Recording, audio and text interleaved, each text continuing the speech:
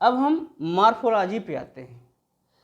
तो हमने पहले ही बता दिया कि क्रोमोसोम्स जो होते हैं प्रत्येक इंडिविजुअल्स के, प्रत्येक लिविंग थिंग्स के, चाहे प्लांट्स हो या फिर एनिमल्स हो, ह्यूमन बॉडी हो, चाहे कोई भी हो, प्रत्येक सेल में क्या पाए जाते हैं, न्यूक्लियस पाई जाती है और उस न्यूक्लियस में क्रोमोसोम्स प्रेजेंट होते हैं। ठीक है, उस न्यूक्लियस में क्या प्रेजेंट होते हैं, क्रोमोसोम्स प्रेजेंट होते हैं। और ये क्रोमोसोम्स दिखाई कब देते हैं, मेटाफेज स्टेज में। इसके पहले ये थ्रेड लाइक स्ट्रक्चर में होते हैं, इंटरफेज में भी होते हैं। ऐसा नहीं कि ये केवल मेटाफेज में क्रोमोसोम्स होते हैं, इंटरफेज में भी होते हैं, बट वह नॉन विजिबल नहीं होते हैं। ठीक है, तो अब हम आते हैं मॉर्फोलॉजी पे। मॉर्फोलॉजी में हम देख रहे हैं कि एक क्रोमोसोम्स का स्ट्रक्चर बना है। सबसे पहले हम बात करेंगे टीलोमियर की।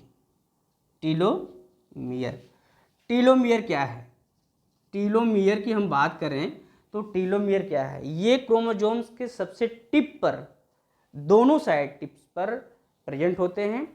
और इनका फंक्शन क्या है, इनका फंक्शन है कि ये किसी दूसरे क्रोमोसोम्स के साथ फ्यूज होने से क्या करते हैं, प्रिवेंट करते हैं, बचाते हैं। ठीक है, एक तरह से ये एक शेल्टर बेल्ट का काम करते हैं, सुरक्षा कवच का काम करते हैं। यदि ये ब्रस्ट हो जाए या ब्रोकन हो जाए या डिसअपियर हो जाए या हट जाए, टूट जाए, किसी तरह से क्षतिग्रस्त हो जाए, तो क्या होता है, एक क्रोमोसोम्स का जो मटेरियल्स है दूसरे क्रोमोसोम्स के मटेरियल से फ्यूज हो सकता है, मिल सकता है, और इस प्रकार से जेनेटिकल डिसऑर्डर भी पैदा हो सकता है। आप लोग जानते हैं बहुत सेंसिटिव चीज़ है जेनेटिक मटेरियल, इसमें है जेनेटिक मटेरियल की थोड़ा भी यदि किसी प्रकार का मिसमैचिंग हुआ तो आने वाली इंडिविजुअल्स बहुत बड़ी डिसऑर्डर से इफेक्टिव रहेगी।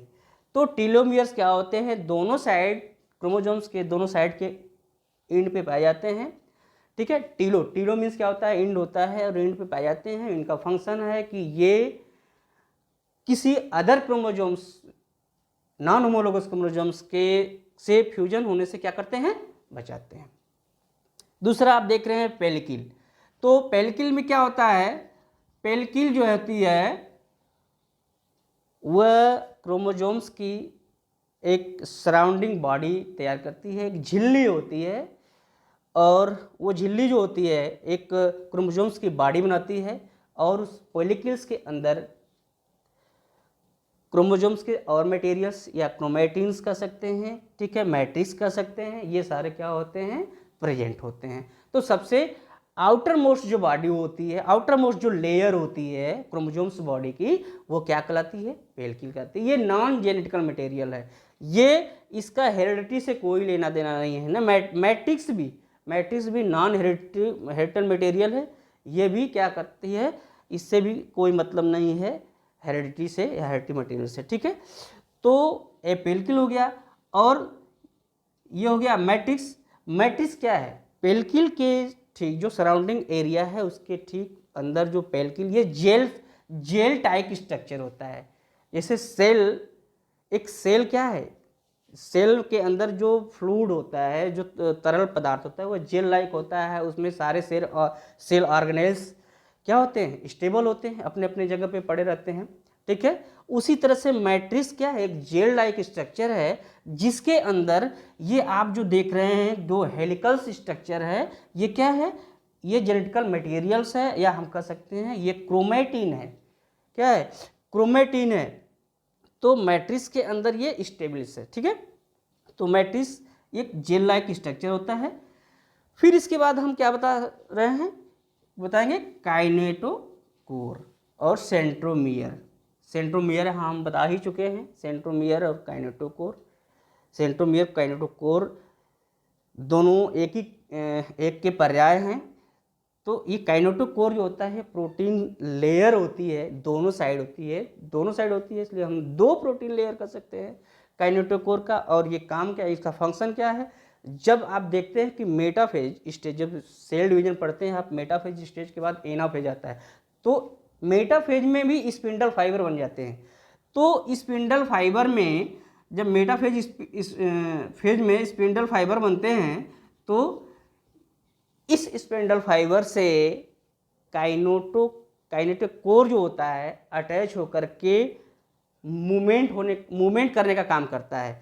तो जो क्रोमोसोम्स होते हैं उसको एक दूसरे पोल्स पे ले जाने का काम काइनेटिक कोर करता है, या फिर ये काइनेटिक कोर स्पिंडल फाइबर से अटैच होने का काम करता है विथ सेंट्रोमियर। ठीक है, सेंट्रोमियर भी कर सकते हैं, काइनेटिक कोर अलग अलग प्रोटीन्स के बने होते हैं। ठीक है, तो इस काइनेटिक कोर या सेंट्रोमियर के पोर्शन को हम प्राइमरी कंस्ट्रिक्शन भी कहते हैं। क्या कहते हैं? प्राइमरी कंस्ट्रिक्शन कहते हैं। और प्राइमरी कंस्ट्रिक्शन के बाद दूसरा जो आर्म्स है, और कुल मिलाकर के फिर क्या है, अब हम आगे आते हैं क्रोमोनीमेटा। क्रोमोनीमेटा ये प्लूरल फॉर्म है, इसको हम सिंगुलर फॉर्म में क्रोमेनीमा भी बोलते हैं। क्या बोलते हैं? क्रोमेनीमा बोलते हैं। ठीक है, क्रोमेनीमा ये क्या है? ये जो हेलिकल स्ट्रक्चर आप देख रहे हो यही क्रोमेनीमा है। ठीक है, तो क्रोमेनीमा पे ये दो हेलिकल स्ट्रक्चर है और इसी पे अटैच होते हैं क्रोमोमियर। क्या अटैच होते हैं? क्रोमोमियर। तो आप जानते होंगे कि जो क्रोमेनीमा होता है वह एक जो जीन होते हैं क्रोमोसोम्स में, जो जीन अरेंज होते हैं वो क्या होते हैं? एक लीनियर फैशन में होते हैं, बिल्कुल ऐसे। ठीक है, ये आपके यहाँ यहाँ यहाँ ये क्या है? अटैच होते हैं। तो हम कह सकते हैं कि जो क्रोमोसोम्स में जो जीन होते हैं एक लीनियर फैशन में अरेंज होते हैं, और उस पे जो इस तरह की स्ट्रक्चर आप देख रहे हो बीड लाइक स्ट्रक्चर, ये जो ये पॉइंटेड पोर्शन देख रहे हो ये क्या है? ये है क्रोमोमियर। इसको हम बीड भी बोलते हैं। क्या बोलते हैं? बीड्स भी बोलते हैं। बीड्स क्या हैं? ये जो है डीएनए और हिस्टोन प्रोटीन्स के ऑक्टोमर होते हैं। ठीक है, जो इसको हम अगले वीडियो में बहुत बढ़िया से बताएंगे, इसका अलग से फिगर बनाएंगे। तो ये क्या है कि हिस्टोन प्रोटीन जो होते हैं, हिस्टोन प्रोटीन एक ऑक्टोमर का फॉर्मेशन करते हैं, 8 छोटे छोटे बीड्स का निर्माण करते हैं, और उस बीड पे जो डीएनए होता है वो रैप होता है, लिपटा होता है। और उसको आप जान रहे हैं कि हिस्टोन प्रोटीन कितने तरह के होते हैं? ठीक है, हिस्टोन प्रोटीन 4 तरह के होते हैं, ये तो आपको मालूम होगा। क्या होते हैं? H1, H2A, H2A, H2B, H3 and H4। तो ये जो आप देख रहे हो ये ऑक्टोमर बनाने का काम करते हैं। मतलब कि ऐसे एक स्ट्रक्चर होता है और 4 उधर भी होते हैं, 4 उधर भी हो गए एक साइड में, ये ऑक्टोमर बनाने का हिस्टोन ऑक्टोमर उसको बोलते हैं। क्या बोलते हैं? Histone octamer. ठीक है, ऑक्टोमर ये हिस्टोन ऑक्टोमर बनाते हैं। इसी पे क्या होते हैं? डीएनए रैप होते हैं। क्या होते हैं? डीएनए रैप्ड होते हैं इस तरह से। ठीक है, तो और फिर दूसरा जो ऑक्टोमर बनता है उसके बीच का जो पोर्शन होता है उसको हम लिंकर डीएनए बोलते हैं। तो अभी इतना आगे जाने की जरूरत नहीं है, अभी हम जो पढ़ा रहे हैं क्रोमोसोम्स, ओनली क्रोमोसोम्स के बारे में, तो आप ये जान लीजिए। और ये H1 जो होता है इस ऑक्टोमर को बांड करने का काम करता है। यदि ये H1 इस पे अटैच नहीं रहेगा तो ये क्या होगा? जैसे कोई आप गोला बनाते हो, यदि उसके ऊपर रैपर नहीं लगाओगे, कोई और अलग से चीज़ नहीं लगाओगे तो क्या होगा? खुल जाता है। तो H1 क्या करता है? उसको स्टेबल करने का काम करता है, उसको बांध के रखने का काम करता है। तो इस प्रकार से ये जो बीड लाइक स्ट्रक्चर है इसको ही हम क्या बोलते हैं? क्रोमोमियर बोलते हैं। क्या बोलते हैं? क्रोमोमियर बोलते हैं। ठीक, तो हमने क्या देखा? क्रोमेनीमा क्या है? क्रोमेनीमा एक धागे जैसी हेलिकल स्ट्रक्चर है जो यहाँ से लेकर के यहाँ तक दिखाई दे रही है, वो क्रोमोनीमा है। उस पर जो है जो अटैच होते हैं, जो बीड लाइक स्ट्रक्चर दिख रहे हैं वो क्रोमोमियर है। इसमें डीएनए और प्रोटीन्स के अंश होते हैं, और इसको हम क्या बोलते हैं, ऑप्टोमर्स भी बोलते हैं, और बीच बीच में जो पोर्शन होता है उसको लिंकर डीएनए भी बोलते हैं। ठीक है, तो अब इसके बाद हम आते हैं जो सेकेंडरी कंस्ट्रक्शन है उस पे आते हैं। तो लास्ट ये सारे क्रोमोसोम्स में नहीं होता है, सारे क्रोमोसोम्स में नहीं होता है, कुछ कुछ क्रोमोसोम्स में सेकेंडरी कंस्ट्रक्शन पाए जाते हैं। ये कंस्ट्रक्शन लास्ट में भी पाए जाते हैं या फिर सेंट्रोमियर के पास में भी पाए जा सकते हैं। ठीक है, तो जो एक छोटा खंड बनाता है एक क्रोमोसोम से अलग हट करके, सेकेंडरी कंस्ट्रक्शन के बाद का एक छोटा सा जो खंड है या जो भाग है उसको हम सैटेलाइट बोलते हैं या सैट क्रोमोसोम्स भी बोलते हैं। सैट क्रोमोसोम्स ये दो सेकेंडरी कंस्ट्रक्शन है उसके बाहर वाले पोर्शन को बोलते हैं। ठीक है, तो सेकेंडरी कंस्ट्रक्शन जो होता है वहाँ पे न्यूक्लियोलस का फॉर्मेशन होता है, न्यूक्लियोलस लगे होते हैं। ठीक है, न्यूक्लियोलस लगे होते हैं, और न्यूक्लियोलस, चूंकि न्यूक्लियोलस का काम क्या है, फंक्शन क्या है, आरएनए का फॉर्मेशन प्लस प्रोटीन जो अदर प्रोटीन है। ठीक है, तो मेनली हम क्या जानते हैं, न्यूक्लियोलस का जो फंक्शन है आरएनए का फॉर्मेशन करना, सिंथेसिस करना, तो हम इसको नॉर भी बोलते हैं। क्या बोलते हैं, नॉर बोलते हैं, न्यूक्लियोलस ऑर्गेनाइजर रीजन। ठीक है, या फिर केंद्र की संगठक रीजन। ठीक है, तो इस तरह से ये चीज़ें सेकेंडरी कंस्ट्रक्शन में हमने देखा। सैट क्रोमोसोम हम बोलते हैं, तो सैट का फुल फॉर्म क्या है, साइन एसिड थाइमो न्यूक्लियोनिको, ये होता है सैट क्रोमोसोम्स बोला जाता है। ठीक है, इतना आप समझ लिए, ये क्रोमोसोम्स है। क्रोमोसोम्स क्या है, क्रोमोसोम्स मेटाफेज स्टेज में दिखने वाला एक स्ट्रक्चर है। ये क्रोमोसोम्स ऐसा नहीं है कि इसके पहले वाले फेज में नहीं है या इंटर फेज में नहीं है, ऐसा नहीं है। क्रोमोसोम्स के जो मटेरियल्स हैं इंटर फेज में भी हैं, प्रो फेज में भी हैं, लिप्टोटिन में भी हैं, जाइगोटिन में भी हैं, पैकेटिन में भी हैं, डिप्लोटिन में भी हैं, बट ये वाला स्ट्रक्चर, ये इस तरह का स्ट्रक्चर आपको केवल और केवल मेटाफेज में ही दिखाई देगा। मैंने बताया ना कि ये जो पार्ट्स हैं इसके, जो क्रोमैटिन्स है वो थ्रेड लाइक स्ट्रक्चर है, ये नॉन विजिबल है, ये माइक्रोस्कोप से विजिबल नहीं है। ये कब विजिबल होता है, जब कंडेंस हो जाता है। कंडेंस कब होता है, मेटाफेज स्टेज में पहुंचते पहुंचते बिल्कुल कंडेंस हो जाता है, थिक हो जाता है, डार्कली स्टैंड हो जाता है, मतलब दिखने में वो बिल्कुल स्पष्ट दिखाई देता है। ठीक है, तो हम उसको नाम देते हैं क्रोमोसोम्स।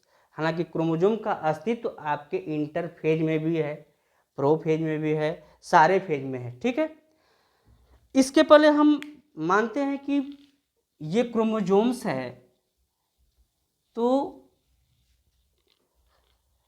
आपने सेंट्रोमियर के बारे में जान गया, क्रोमैटिनिमा के बारे में जाना, क्रोमोमियर के बारे में जाना, और सारे जो पार्ट्स हैं इसके बारे में जाना।